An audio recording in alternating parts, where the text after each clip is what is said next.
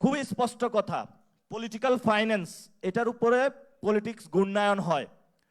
ফলত আপনার গুলিস্তান থেকে টাকা তোলে, সেই টাকা আপনার ঢাকা ৮ আসনের যে গ্যাংস্টার মাফিয়া সন্ত্রাস চাঁদাবাজের মির্জা আব্বাস ওনার কাছে যায়, উনি গিয়ে গুলশান অফিসে জমা দেয়।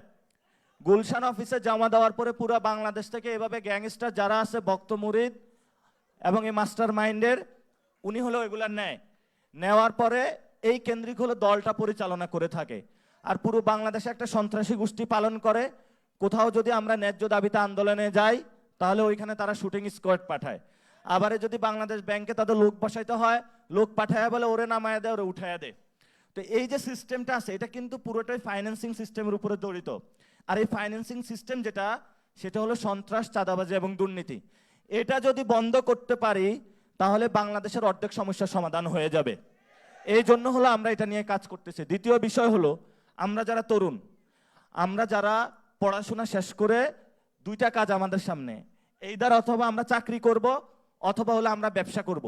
আপনি ব্যবসার লাইসেন্স নিতে যান, আপনি পাইবেন না লাইসেন্স, অমুক ভাই কল দিতে হবে, অমুক এমপি কল দিতে হবে, মানে মেরিট বেসিসে এখানে লাইসেন্স দেওয়া হয় না। ঠিক আছে, লাইসেন্স পাইছেন, পাওয়ার পরে কোথাও একটা শিল্প কারখানা স্থাপন করবেন, এখানে আল্লামা সন্ত্রাস চাঁদাবাজ দুর্নীতি হয়ে যায় যে আমাদের হলো চাঁদা দেন। তো ফলত ব্যবসা হলো যদি না হয় তাহলে বাংলাদেশের উন্নয়ন হবে না। এবং একটা তরুণ যদি ব্যবসায়ী না হয় এবং উনি চাকরি দিতে পারবে না, ফলত আমাদের ইকোনমিক জায়গাটা বুমিং হবে না।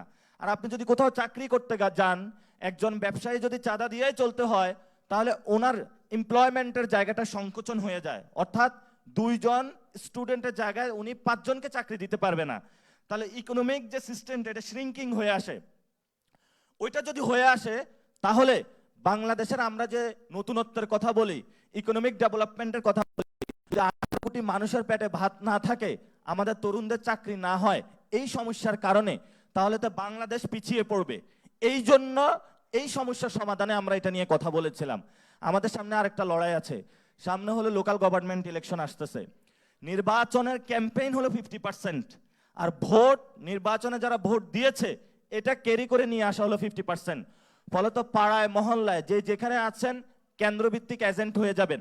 এবং যারা প্রিজাইডিং অফিসার হয়, সাধারণত স্কুল কলেজের যারা টিচার, হেডমাস্টার, তাদের সাথে যোগাযোগ শুরু করবেন যে মাপ চাই, দোয়াও চাই, রাজপথে অনেক রক্ত দিয়েছি, ক্লাসে শিখিয়েছেন ভালো মানুষ হইতে, ইলেকশনের দিন তো আপনার এটার উপরে আমল দেখি না, আপনার এটার উপরে আমি ইলেকশনের দিন আমল দেখতে চাই যে কোনো সন্ত্রাসীর পক্ষে আপনি কাজ করবেন না।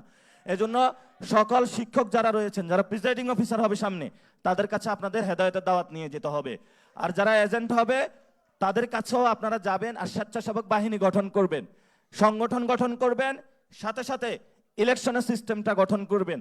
তাহলে ইনশাল্লাহ আমরা যেভাবে ব্যালট রেভলিউশন করে শেখ হাসিনাকে বিদায় করেছিলাম, আমরা বুলেট রেভলিউশন করে ইনশাল্লাহ আগামী ব্যালট রেভলিউশনের মধ্য দিয়ে ইঞ্জিনিয়ার সাহেবকে বিদায় করতে সক্ষম হব গণতান্ত্রিক পদ্ধতিতে ইনশাল্লাহ। আগামীর লড়াই গণতান্ত্রিক লড়াই। এই গণতান্ত্রিক লড়াইয়ে সকল বুং বাং ইন্টারপাস ইঞ্জিনিয়াররা বিজয় হবে ইনশাআল্লাহ।